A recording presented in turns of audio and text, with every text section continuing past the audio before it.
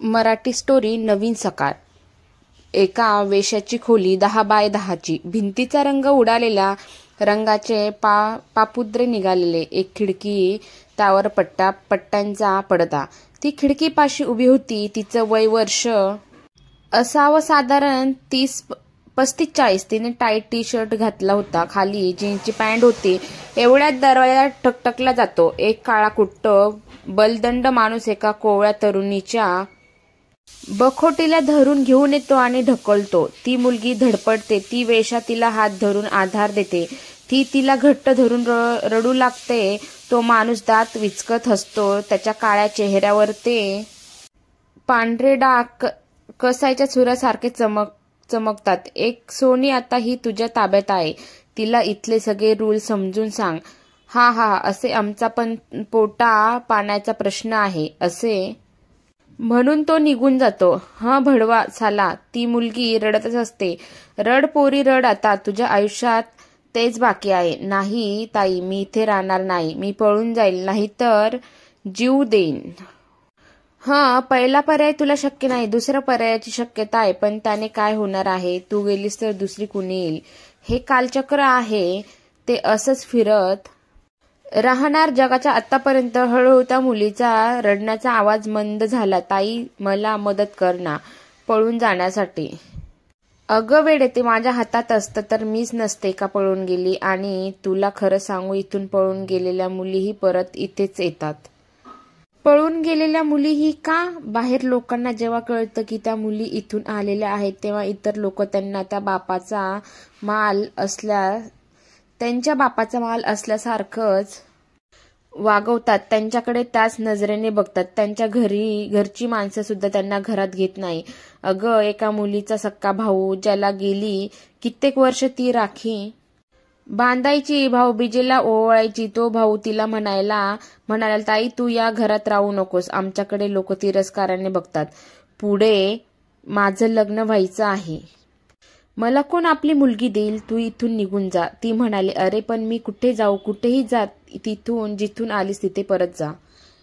काय वाटलं असेल त्या बहिणीला, ज्याला मी राखी बांधत होते, तो माझं रक्षण करायचं सोडून मला तिथे परत जायला सांगतोय.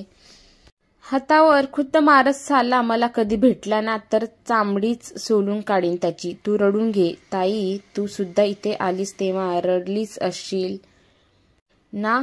हो, मीही रडली तुझ्यासारखीच. मलाही बखोटीला धरून अगदी याच खोलीत ढकललं होतं. तेव्हा माझ्या जागेवर एक अशीच मुलगी होती. मला कसली तरी गुंगी चढली होती. काही समजत नव्हतं. त्या मुलीने मला आधार दिला. मी भानावर आले आणि या खिडकीतून खाली पाहिलं, तेव्हा खाली माझा बाप या लोकांकडून पैसे घेऊन खुशीत नोटा मोजत होता. ते जेव्हा मी पाहिलं तेव्हाच माझे अश्रू सुकले. मला आठवलं, माझ्या बापाने मला कोल्ड्रिंक्स प्यायला नेलं होतं. त्यात त्याने काहीतरी टाकलं असावं. पुढे मला काहीच माहीत नव्हतं. कुणीतरी माझ्या तोंडावर पाणी फेकलं. तेव्हा मी डोळे उघडले. हाच काळा भिन्न माणूस तेव्हा दात विचकत हसला होता. त्याच माणसाने मला या खोलीत ढकललं आणि तेव्हापासून मी या गटारात खिचपत पडले आहे. म्हणजे तुझ्या सख्ख्या वडिलांनी तुला? हो, माझ्या सख्ख्या वडिलांनी मला विकलंय. बापरे, असे किती पैसे दिले असतील या लोकांनी, ज्याच्यासाठी एका वडिलांनी स्वतःच्या मुलीला विका का? त्यांनी असं केलं असावं. त्यांना काही अडचण होती का?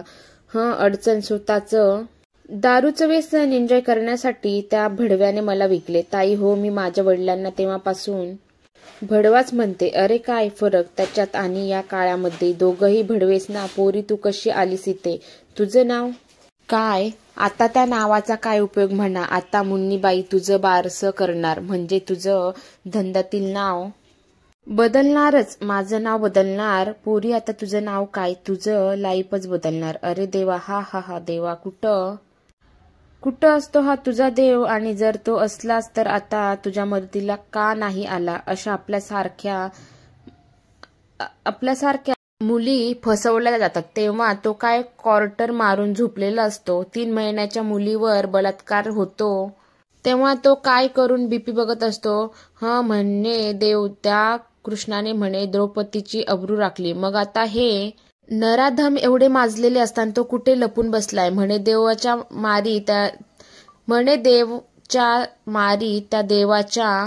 ताई नको असं बोलू. का तो कोपेल माझ्यावर आणि आणखी काय वाईट करू शकतो तो?